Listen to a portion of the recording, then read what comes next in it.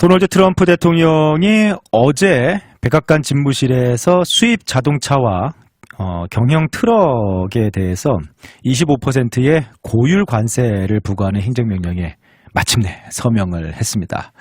관세는 다음 달 4월 2일부터 전격 발효가 되고요.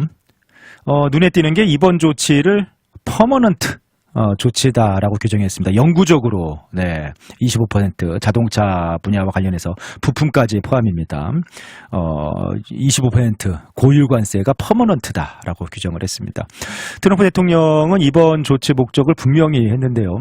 미국에서 생산되지 않은 모든 자동차에는 관세를 부과하겠다. 그러면서 미국 내 제조업 회귀 그리고 공급망 재편을 위한 의지를 재차 강조를 했습니다. 글로벌 현대 기아를 포함해서 이제 글로벌 자동차 기업들이 미국 내 생산 설비를 확충하도록 유도를 하고, 그리고 그동안 미국의 일자리와 미국의 부를 다른 나라에 다 빼앗겼다라고 이렇게 강조를 하면서 그 국가들은 그동안 한마디로 미국을 단지 꿀단지 삼아서 꿀을 빨아왔던 그런 국가들에게 대가를 이제 치르게 하겠다라고 했는데요. 아무튼 이번 행정명령에는 자동차 완성차뿐만 아니라 엔진이라든지 주요 자동차 부품들도 다 포함이 됩니다. 그러니까 완성차 업체뿐만 아니라 현대 기아라는 자동차 회사가 있으면은 그 자동차의 또 부품을 생산해서 납품하는 수많은 하청업체들이 있지 않습니까? 근데 주요 부품까지 다 25% 관세가 부과가 되기 때문에 미국 정부는 이번 관세를 통해서 연간 약 1천억 달러의 세수 확보가 가능할 것으로 전망하고 있습니다. 현대기아가 이제 그제 백악관에서 완전히 정말 현대기아 위대한 회사다라고 트럼프 대통령이 직접 치켜 세우면서 대미 투자 계획 발표에 막 박수를 보낸 상황인데, 대미 투자를 약속했음에도 불구하고 그런 것과는 상관없이 우선은 일괄적으로 예외 조치 없이 모든 자동차, 미국에서 만들어지지 않는 모든 자동차 그리고 주요 부품들 25% 고율 관세를 매기겠다라고 이렇게 행정명령을 내린 상황입니다. 바로 다음 주에 시행이 됩니다. 그러다 보니 이제 미국 자동차 수입 상위 국가들은 유럽 같은 경우에도 상당히 반발을 하고, 중국도 반발을 하고 있지만, 유럽이나 유럽의 다른 나라들보다도 아무래도 유럽은 이제 독일이 가장 큰, 유럽의 다른 메이커들보다는 독일 자동차들, 특히 이제 독일 여전히 미국에서 생산하는 복스바겐이라든지 미국에서 생산하는 차들도 늘어나고는 있으나 여전히 이제 독일산 여러 자동차들이 이제 유럽이나 아니면은 차라리 중국이나 이렇게 만들어서 들어오는 경우들이 많이 있잖아요. 근데 가장 이제 타격을 많이 받는 나라가 멕시코, 일본, 한국, 거기에 이제 캐나다까지. 그래서 그 독일을 위주로 한 유럽 국가들, 이 정도가 가장 큰 타격을 받을 겁니다. 일본도 지금 난리가 났어요. 일본이 예전에는 이런데 좀 예외 조치를 받았는데 이번에 예외 조치 없이 일괄적으로 다 25% 고유 관세가 예고가 되면서 난리가 났습니다. 현재 멕시코가 가장 많습니다. 왜냐하면 멕시코 자체 브랜드를 만들어서 판다기보다는 많은 글로벌 자동차 생산 업체들이 브랜드들이 멕시코에 공장을 지어서 멕시코 그러니까 인건비도 싸고 어떻게 보면 공장 운영비가 적게 들고 이제 그러면서도 관세를 피해서 미국에 쉽게 이렇게 수출을 할 수 있는 그런 멕시코의 공장을 많이 그동안 지어서 생산했기 때문에 멕시코가 1위입니다. 멕시코가 작년에 미국에 785억 달러의 자동차 수출을 했고요. 2위가 이제 일본입니다. 397억 달러. 한국이 일본이랑 비슷해요. 이것도 참 한국의 미국을 향한 자동차 수출이 이렇게까지 늘었구나 싶은데, 일본이 397억 달러로 2위였는데 작년에 한국이 366억 달러로 얼마 차이 안 납니다. 바로 뒤를 이어서 대미 수출 3위를 기록을 했습니다. 근데 한국 같은 경우도 또 문제죠. 한국은 자동차 수출의 40%가 미국에 집중되어 있습니다. 이게 현대기아 그리고 한국 GM도 포함이죠. 네, 한국 GM이 GM이 미국 회사지만 한국의 회사를 설립을 해서 한국에서 한국 GM을 통해서 만들어서 미국에 수출한 차들도 많으니까 그래서 한국 같은 경우에 전체 자동차 수출의 40%가 미국에 집중되어 있습니다. 네, 일본 자동차도 굉장하지만 일본은 동남아시아 가면은 대부분 자동차 다 일본 자동차잖아요.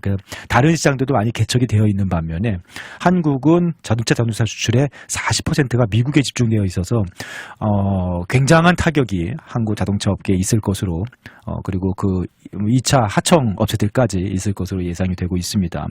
가격 경쟁력 약화, 지금 아무래도 한국 자동차가 인기를 많이 얻고 있는 상황이었는데 가격 경쟁력이 약화되고 수출이 급감되는 것이 불가피하다.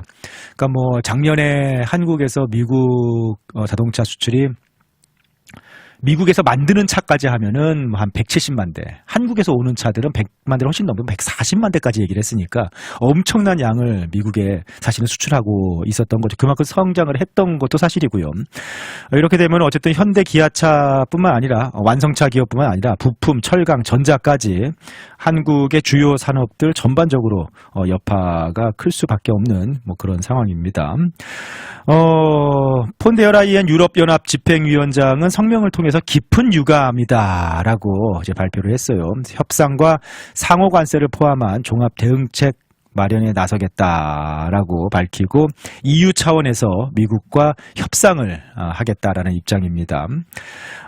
캐나다는 좀 입장이 다릅니다. 캐나다가 지금 반미 감정이 상당히 올라와 있는 상황이죠. 캐나다의 신임 총리인 마크 카니 총리는 이번 조치는 캐나다 노동자들에 대한 직접적인 공격이다라고 규정을 하면서 사실은 또 이렇게까지 반응할 일인가 싶은데 캐나다는 지금 굉장히 감정이 안 좋습니다. 캐나다 노동자들에 대한 공격이다라고 규정을 하고 보복 관세를 시사를 했습니다. 근데 캐나다 같은 경우에는 자동차를 만들어서 판다기보다는 자동차 부품을 많이 미국에 수출을 합니다.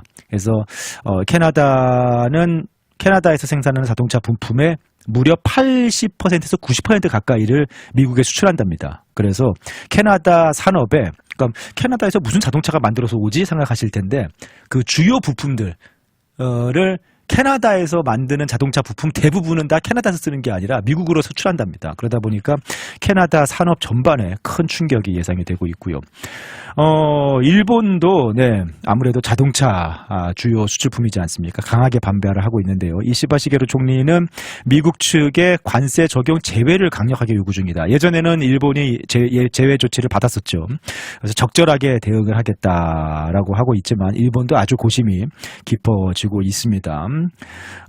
중국도 반발 수위를 높이고 있는데요. 중국은 사실은 모든 관세 정책이나 모든 공격들이 중국을 향해 있는, 결국 마지막은 중국을 향해 있는 경우들이 많기 때문에 반도체도 그렇고요. 자국 기업들을 미국이 블랙리스트에 올리고 수출 통제 조치까지 이어지는 데 대해서 강력하게 좀 반발을 하고 있는 상황입니다. 한국 같은 경우는 정부 차원에서 지금 이 상황의 대비책을 좀 만들기 위해서 즉각적인 대응에 좀 나서고 있는 상황인데요. 외교 채널을 통해서는 좀 협상을 벌이고 또 산업 통상자원부라든지 기획정부 차원에서는 수출이나 수주를 얻기 위한 그런 지원을 강화해 나가겠다라고 하고요. 또 유럽연합과 일본 등과 연대해서 또 공동 대응 방안도 마련하겠다라고 나선 상황입니다. 현대차 그룹이 이제 며칠 전에 미국의 대규모 투자를 발표를 했는데 우선은 어제 준공식을 한 조지아주의 메타플랜트 아메리카를 이제 본격적으로 준공을 하면서 이제 가동을 시작을 합니다. 그래서 그 공장에서 연간 30만 대 규모의 생산을 좀 더 박차를 가해서 더 할 예정이에요. 여기에 지금 현재 20만 대 규모 증설 계획도 밝힌 상황이고요. 최종적으로는 한 120만 대 정도를 미국에서 생산하겠다라는 계획입니다. 사실 그동안 미국에서 생산하는 현대 기아 자동차가 미국에서 그렇게 인기가 많아졌지만 실제로 미국에서 생산하는 자동차는 몇십만 대 안 됐었어요. 그런데 이렇게 이번에 조지아 공장을 이제 가동을 본격적으로 시작하면서 연간 120만 대, 그러니까 현재 한국에서 미국으로 수출하고 있는 양 정도를 미국에서 생산하겠다라는 계획입니다. 그래서 현재 현대기아차가 미국에서 판매 4위예요. 그 GM, 토요타, 포드, 그다음에 현대기아 자동차인데 이렇게 미국의 생산을 늘리면서 아예 미국 내 점유율을 포드를 제치고 GM, 그 토요타에 의해서 3위가 되겠다라는 그런 좀 목표까지도 세우기도 했습니다. 아무튼 근데 이것도 시간이 걸리는 일이고 뭐 쉽지가 않는 일이죠. 시간이 걸리는 일이고 당장 다음 주부터 관세가 부과가 되니까 경쟁력, 한동안의 경쟁력 약화는 뭐 일어날 수밖에 없는 일이고, 또 시장을 다변화하기 위해서 유럽과 동남아시아 그런 시장을 넓히기 위해서 계속해서 노력을 할 예정이다라고 하는군요. 미국인들에게도 이제 이 여파가 있을 수밖에 없죠. 왜냐하면은 가장 소비의 큰 부분을 차지하는, 생활의 필수 부분을 차지하는 자동차가 뭐 어쩔 수 없이 가격이 이제 오를 수밖에 없는 현실을 맞이하게 됐습니다. 한동안 이제 뭐 이거 관세 시행이 되고 하면은 차 가격 오른다. 그래서 뭐 여러분들도, 우리 청취자 여러분들 몇 주 전에 미리 서둘러서 차 샀다고 하시는 분들 계셨는데, 뭐 당장 이제 뭐 차 가격이 오를 수밖에 없죠. 네. 한 $3,000 신차 가격 평균 뭐 얘기를 했는데, 뭐 이 정도 예외 조치 없이 주요 부품들까지 해서 25% 관세가 일괄적으로 다 적용이 된다라고 하면은 미국 내 자동차 신차 평균 가격이 뭐 전문 국제금융센터 전망으로는 $5,000에서 최대 $10,000까지 상승도 할 수 있다. 라는 그런 얘기가 나오니까, 그러니까 예전에 사실은 제가 생각할 때 엔트리 신차 가격이 좀 더 어릴 때만 해도 뭐 2만 불대 이렇게 하면은 뭐 시작을 한다라고 생각했거든요. 근데 언제부턴가 2만 불대 차는 요즘 아이들도 막 잘 안 타려고 하고, 그래도 3만 불 이상은 줘야 뭐 하더니, 요즘에는 웬만큼 사람들이 선호하는 신차 가격이 뭐 웬만하면 그냥 5만 불 막 이렇게 했는데, 평균 가격이 $5,000에서 $10,000까지. 그 실제 지금 미국의 작년 신차 평균 가격이 5만 불대였어요. 신차 평균 가격이 5만 불대였습니다. 그러니까 자동차 가격이 굉장히 많이 이미 올랐는데, 이 관세로 인해서 이러면은 뭐 신차 가격이 평균 $60,000대까지 올라가면, 그러면은 저는 새 차 못 사겠는데요. 그런 상황으로 갈 수가 있겠습니다. 미국 소비자들도 이제 구매력 약화, 저처럼 벌써 이렇게 생각을 해버리잖아요. 자동차 판매 둔화, 그리고 GDP 감소, 인플레이션 상승 같은 미국 경제에 어느 정도의 또 악영향도 당분간 있을 수밖에 없는 그런 상황이지 않나. 만약에 트럼프 대통령의 구상처럼 이렇게 현대기아처럼 막 미국에 공장을 짓고 일자리를 만들어내고 미국에서 막 생산을 하고 미국의 그런 산업이, 굴뚝 산업이 다시 활발해지고 뭐 그런 일이 일어난다면은 그건 또 다른 얘기겠죠. 그럼 그게 또 미국의 산업을 탄탄하게 만들고 미국의 부를 만들어낼 수 있다라고 주장을 하고 있으니까 뭐 그거는 또 다른 얘기가 되겠습니다만, 지금 당장은 차 가격이 더 오르는 것을 뭐 체감할 수밖에 없지 않을까라는 생각이 듭니다. 그런저런 것이 합쳐진 것 같아요. 그렇죠? 어제 미국의 소비자 신뢰지수가 12년 만에 최악의 결과가 나왔습니다. 네. 그러니까 소비자 신뢰지수라는 거는 어떤 공식적인 데이터를 가지고 얘기하는 건 아니에요. 네, 단지 여러 가지 설문들을 바탕으로, 그러니까 소프트 경제 지표죠. 뭐 이렇게 실제로 뭔가 이렇게 인플레이션 지표, 뭐 고용 지표 그런 것들을 종합해서 나오는 지표가 아니라 실제 설문조사들을 통해서 소비자가 느끼는 그런 체감 지수라고 해야 될까요? 뭐 이제 그런 부분인데 12년 만에 최악으로 나왔다니까 이제 소비자들이 뭐 이런 것들을 현재 실질적으로 체감을 하고 있다라는 것이죠. 미국 경제가 어떨까요? 네, 당분간은 몇천 불씩 신차 가격뿐만 아니라 뭐 이게 좀 오르는 것을 뭐 피할 수 없지 않을까라는 생각이 들기는 하는군요.